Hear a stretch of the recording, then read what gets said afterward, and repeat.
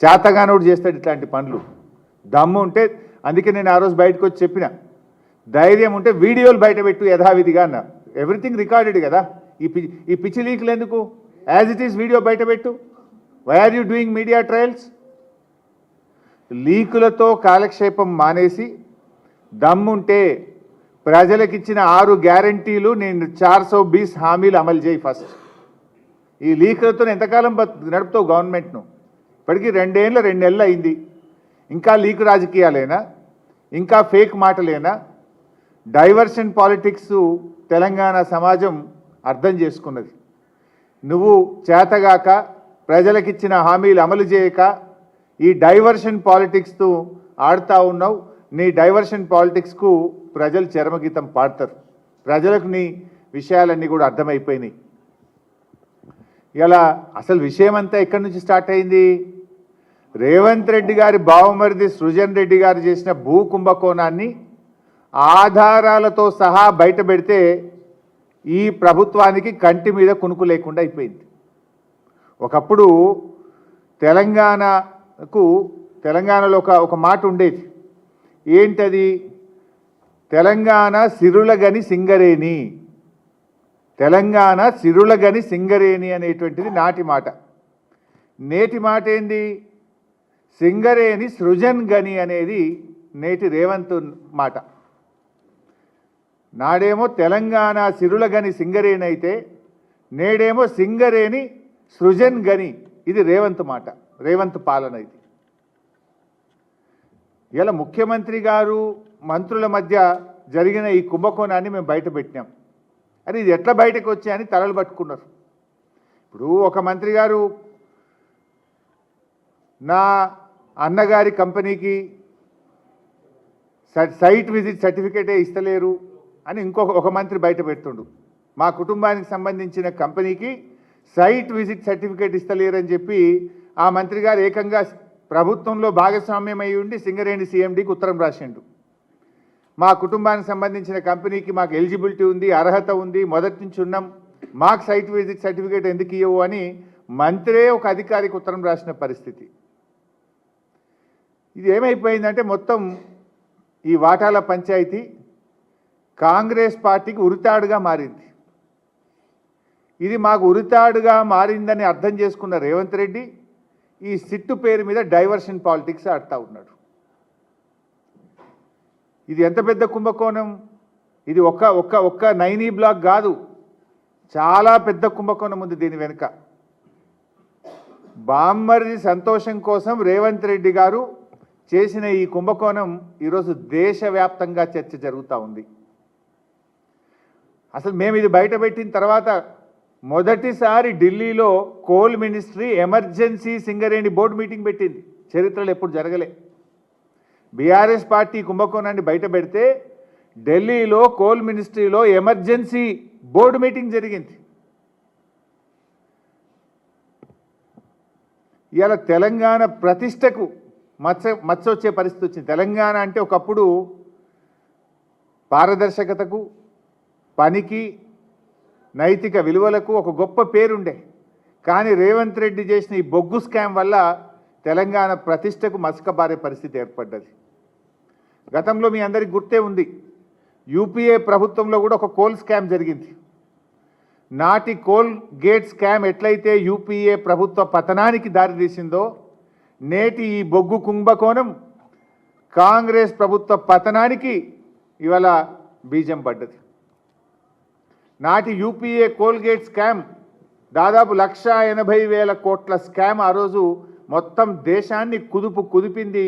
నాటి యూపీఏ కాంగ్రెస్ ప్రభుత్వ పతనానికి ఆ రోజు నాంది పడ్డది.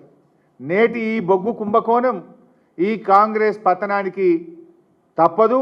ఇది కాంగ్రెస్ పతనానికి ఇలా బీజం పడ్డది. ఈ గండం అర్థమైంది వాళ్ళకు. ఈ గండం గట్టెక్కేందుకే, ప్రజల దృష్టి మరల్చేందుకే బీజేపీతో కుమ్మక్కై రేవంత్ రెడ్డి ఈ సిట్ల డ్రామా ఆడుతూ ఉన్నాడు. ఈ డ్రామాలోనే భాగంగా మొన్న నాకు, నేడు కేటీఆర్ గారికి నోటీసులు ఇచ్చి ఇబ్బంది పెడతా ఉన్నాడు. ఆ రోజు నన్ను పిలిచినాడు కేటీఆర్ గారు. ఇదే తెలంగాణ భవన్లో ప్రెస్ మీట్ పెట్టి సృజన్ రెడ్డి భాగోతాన్ని ఆధారాలతో సహా బట్టబయలు చేసిండు. కథం తెల్లారి కేటీఆర్ గారికి నోటీస్. అంటే నీ బామ్మర్ది భాగవతం బయట పెడితే, నీ అవినీతి భాగవతం బయట పెడితే నోటీసేనా? నేను బయట పెడితే, నాకు పొద్దుగాల బయట పెడితే పొద్దుకి ఇచ్చినావు, కేటీఆర్ గారు పొద్దుకి పెడితే పొద్దుగాల నోటీస్ ఇచ్చినావు. అంటే నీ అవినీతి భాగవతాన్ని కప్పిపుచ్చుకోవడానికి ఈ సిట్ల పేరిట, నోటీసుల పేరిట డ్రామా నడుపుతున్నాడు ఇలా రేవంత్ రెడ్డి గారు. అది కేటీఆర్ గారు మొత్తం ఆధారాలు బయట పెట్టే వరకు కడుపు మంటతోని కేటీఆర్ గారికి నోటీసు పంపించారు. నీ సిట్టు లట్టు పొట్టులకు భయపడే వ్యక్తి కాదు కేటీఆర్ గారు. అట్లా భయపడేది ఉంటే మేము తెలంగాణ ఉద్యమాలే చేసేటోళ్ళం కాదు. ప్రాణాలకు తెగించి పోరాడినటువంటి నాయకత్వం బీఆర్ఎస్ నాయకత్వం. సరే, నువ్వు ఎన్ని చేసినా నీ అవినీతిని బయట పెట్టకుండా మేము ఊరుకోము. నీ చిట్టాలు బయట పెడుతూనే ఉంటాము. ఈరోజు మరికొన్ని విషయాలు బయట పెట్టబోతా ఉన్నా. పార్ట్ 2 మొన్న పెట్టింది, పార్ట్ 1 సింగరేణి స్కామ్. ఈరోజు సింగరేణి స్కామ్ పార్ట్ 2 బయట పెడతా ఉన్నా. సింగరేణిలో బొగ్గు స్కామ్ చూసినాం కదా, సింగరేణిలో సోలార్ పవర్ స్కామ్ కూడా జరిగింది. మొన్న పెట్టిందేమో బొగ్గు పవర్ స్కామ్ బయట పెట్టినాం. ఇప్పుడు సింగరేణిలో సోలార్ పవర్ స్కామ్ ఈరోజు బయట పెట్టబోతా ఉన్నాం. సింగరేణిలో 107 మెగావాట్ల సోలార్ పవర్ ప్లాంట్లో పెద్ద స్కామ్ జరిగింది. అవి 3 డిఫరెంట్ సైట్లు, 37 అంటే 30 మెగావాట్లు, అట్లా 3 డిఫరెంట్ సైట్లలో సోలార్ పవర్ ప్లాంట్ పెట్టేది ఉంటే తమ అనుయాయులకు కట్టబెట్టడానికి, పోటీ తగ్గించడానికి, ఎంఎస్ఎంఈ వాళ్ళు పాల్గొనకుండా ఉండడానికి 3 కలిపి 107 మెగావాట్లతో సింగిల్ టెండర్ పిలిచినారు. ఎంఎస్ఎంఈ అంటే మీకు తెలుసు, చిన్న పారిశ్రామికవేత్తలు. కేంద్ర ప్రభుత్వం ఒక పాలసీ కూడా పెట్టింది, ఎంఎస్ఎంఈలను ప్రోత్సహించాలని, ఎంఎస్ఎంఈలకు టెండర్ నిబంధనల్లో సడలింపునివ్వాలని, ఈఎండి తక్కువ పెట్టాలని కేంద్ర ప్రభుత్వ మార్గదర్శకాలే ఉంటాయి. కానీ ఇందులో ఎంఎస్ఎంఈ పాల్గొనొద్దు, ఈ రాష్ట్రానికి చెందిన పారిశ్రామికవేత్తలు పాల్గొనొద్దని టెండర్ నిబంధనలు మార్చి ఈ సోలార్ పవర్ ప్లాంట్ నెలకొల్పడానికి కూడా సైట్ విజిట్ సర్టిఫికెట్ పెట్టినారు. దీనికి కూడా సైట్ విజిట్ సర్టిఫికెట్ పెట్టి 3 వేరియస్ ప్లేసెస్లో ఉన్నదాన్ని సింగిల్ టెండర్ చేసి, టెండర్ అనుమతులను కఠినతరం చేసి, ఇవాళ వాళ్ళు అనుకున్నటువంటి కన్సార్షియంకు దాదాపు 200-250 కోట్ల రూపాయలు అదనంగా వచ్చే విధంగా ఈ టెండర్ను కట్టబెట్టారు. డాక్యుమెంట్స్ కూడా ఉన్నాయి, అవన్నీ మీకు షేర్ చేస్తా. ఇది గోల్టీ సోలార్ పవర్ ప్రైవేట్ లిమిటెడ్ అనే కన్సార్షియంకి అప్పచెప్పినారు. ఆ వివరాలన్నీ కూడా మీకు ఇప్పుడు మీడియాలో షేర్ చేస్తాను. వాస్తవంగా దేశవ్యాప్తంగా కూడా ఈరోజు అన్ని రాష్ట్రాల్లో సోలార్ పవర్ టెండర్స్ జరుగుతూ ఉన్నాయి. పర్ మెగావాట్ ఎంత జరుగుతుంది? 3 crore రూపీస్, 3 బావులకు 1 మెగావాట్ సోలార్ను ఉత్పత్తి చేసే ప్లాంట్లు పెడతా ఉన్నారు. 3-3.5 కోట్లకు 1 మెగావాటు ఇన్స్టాల్ అవుతూ ఉంది. అయితే అక్కడ ఇంకా భూమి కూడా వాళ్ళదే, ఇక్కడ భూమి సింగరేందే, భూమి కూడా సింగరేందే, ఇక్కడ భూమి కూడా పెట్టడానికి లేదు భారం, భూమి సింగరేందే. 3 కోట్లకే పెడతారు దేశవ్యాప్తంగా భూమి ఇస్తే. ఇవాళ మహారాష్ట్ర, కర్ణాటక, దేశమంతా కూడా సోలార్ పవర్ టెండర్స్ జరుగుతూ ఉన్నాయి.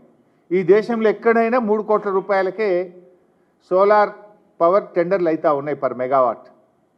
కానీ ఇక్కడ ఎంత ఇచ్చింది తెలుసా?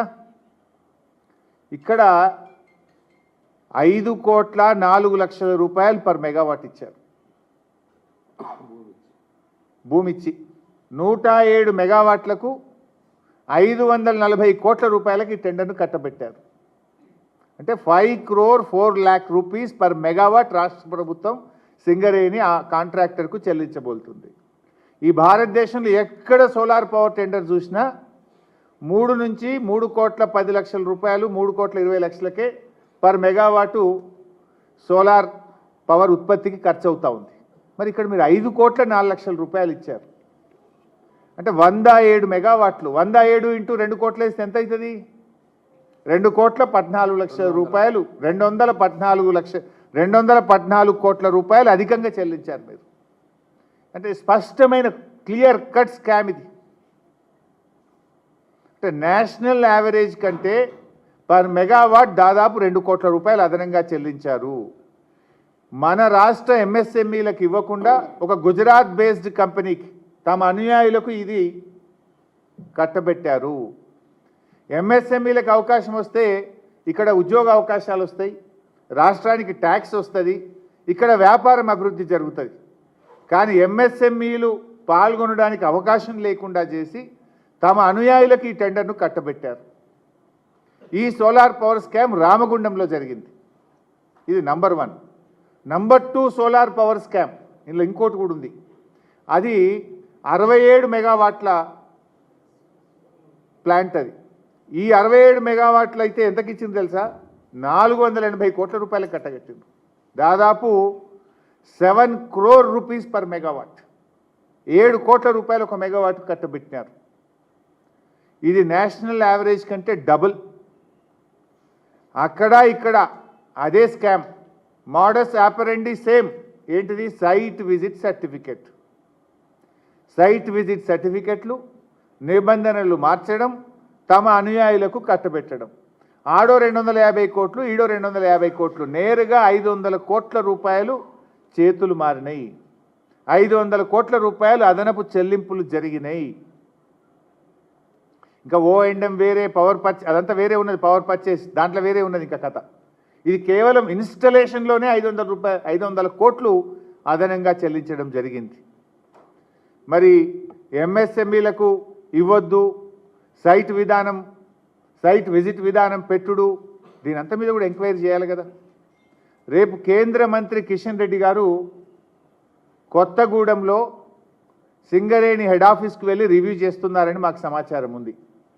సరే, అట్లీస్ట్ ఇదంతా ఎప్పుడు జరుగుతుంది? బీఆర్ఎస్ బయట పెడితేనే కదా బయటకు వచ్చింది. అప్పటిదాకా కిషన్ రెడ్డి గారు బొగ్గు మంత్రి 2 ఏళ్ళ ఎప్పుడైనా పట్టించుకున్నాడా?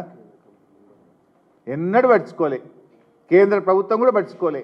ఇలా బీఆర్ఎస్ బయట పెడితేనే ఢిల్లీలో ఎమర్జెన్సీ మీటింగ్ అయింది. ఢిల్లీలో ఉన్న కిషన్ రెడ్డి గల్లీకి వస్తున్నాడు కొత్తగూడెంకు.